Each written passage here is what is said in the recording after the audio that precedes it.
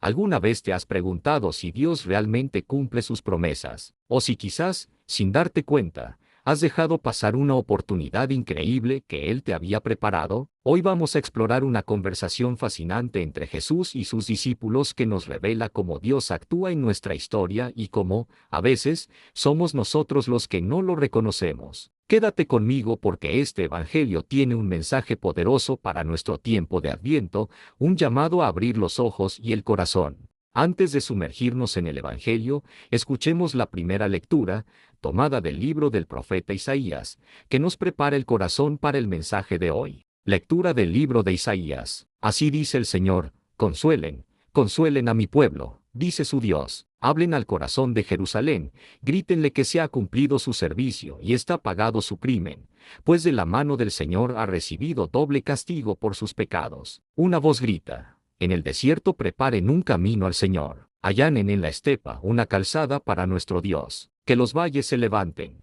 que montes y colinas se abajen, que lo torcido se enderece y lo escabroso se iguale. Se revelará la gloria del Señor, y la verán todos los hombres juntos. Ha hablado la boca del Señor. Palabra de Dios. Ahora, abramos nuestros corazones al Santo Evangelio. Lectura del Santo Evangelio según San Mateo. La palabra de Dios se lee en el nombre del Padre, del Hijo y del Espíritu Santo. Amén. En aquel tiempo, los discípulos le preguntaron a Jesús: ¿por qué dicen los escribas que primero tiene que venir Elías? Él les contestó: Elías vendrá y lo renovará todo. Pero les digo que Elías ya ha venido, y no lo reconocieron, sino que lo trataron a su antojo. Así también el Hijo del Hombre va a padecer a manos de ellos. Entonces entendieron los discípulos que se refería a Juan el Bautista. Palabra del Señor. Qué pasaje tan corto pero tan lleno de significado. Para entenderlo bien, vamos a desglosarlo poco a poco. Imaginen la escena. Jesús acaba de transfigurarse en el monte. Pedro, Santiago y Juan han visto su gloria,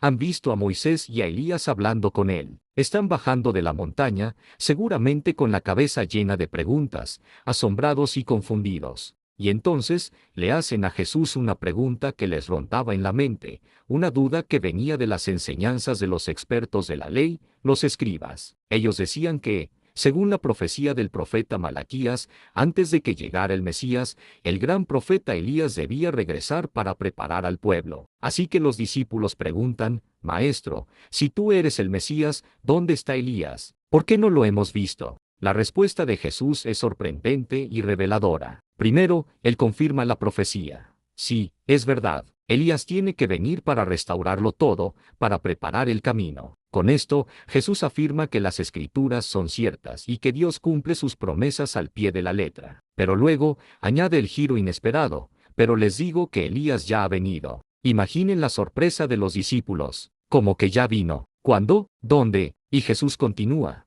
con un tono que seguramente mezclaba tristeza y firmeza, y no lo reconocieron, sino que lo trataron a su antojo. De repente, todo encaja. El Evangelio nos dice que entonces entendieron los discípulos que se refería a Juan el Bautista. Aquí está la primera gran lección para nosotros. Juan el Bautista fue esa figura profética, el Elías que había de venir. Su misión era preparar el camino del Señor, llamar al pueblo a la conversión, ser esa voz que clama en el desierto, como escuchamos en la primera lectura de Isaías. Su mensaje era poderoso, su estilo de vida era austero, su llamado era urgente: conviértanse, porque el reino de los cielos está cerca. Pero, ¿qué pasó con Juan? A pesar de que multitudes iban a escucharlo al río Jordán, las autoridades religiosas y políticas lo rechazaron. Su mensaje les resultaba incómodo, su denuncia del pecado era demasiado directa. El rey Herodes, por capricho y debilidad, lo mandó encarcelar y finalmente decapitar. Lo trataron a su antojo, como dice Jesús. La dureza del corazón humano no pudo reconocer al enviado de Dios. Tenían la profecía cumplida delante de sus narices, y no la vieron. Estaban esperando un Elías espectacular, quizás bajando del cielo en un carro de fuego, y no reconocieron su espíritu en el humilde y valiente predicador del desierto. Y esto nos lleva a preguntarnos a nosotros mismos: hoy, en pleno Adviento, ¿estamos reconociendo las señales de Dios en nuestra vida? ¿O estamos esperando fuegos artificiales, señales grandiosas, mientras Dios se nos presenta en lo sencillo, en lo cotidiano? Quizás el Elías de hoy es esa persona que nos llama a la conversión, ese amigo que nos da un consejo sabio, esa situación difícil que nos invita a cambiar, o incluso esa voz interior de nuestra conciencia que nos pide ser mejores. La escuchamos o la tratamos a nuestro antojo, ignorándola o silenciándola porque nos incomoda, pero el Evangelio no termina ahí. Jesús da un paso más y conecta el destino de Juan con el suyo propio. Dice, así también el Hijo del Hombre va a padecer a manos de ellos. Es un anuncio claro de su propia pasión. Así como rechazaron al mensajero, rechazarán también al Mesías. Así como persiguieron a Juan, lo perseguirán a él. Es una premonición escalofriante de la cruz. Esto nos muestra una lógica divina que a menudo choca con nuestra lógica humana. Esperamos un Mesías triunfante, un Dios que imponga su poder, pero Dios elige el camino de la humildad, del servicio, del sacrificio. Elige un precursor que muere mártir y un Mesías que muere en una cruz. Nos enseña que el reino de Dios no se impone por la fuerza, sino que se propone al corazón y a menudo crece en medio de la persecución y el rechazo. Entonces, ¿cuál es el mensaje central que nos llevamos hoy? Primero, Dios es fiel. Él cumple sus promesas. Lo que anunció por los profetas, lo lleva a cabo. Podemos confiar plenamente en su palabra. Segundo, para reconocer el cumplimiento de esas promesas, necesitamos un corazón atento, ojos de fe y oídos dispuestos a escuchar. No podemos ser como los escribas,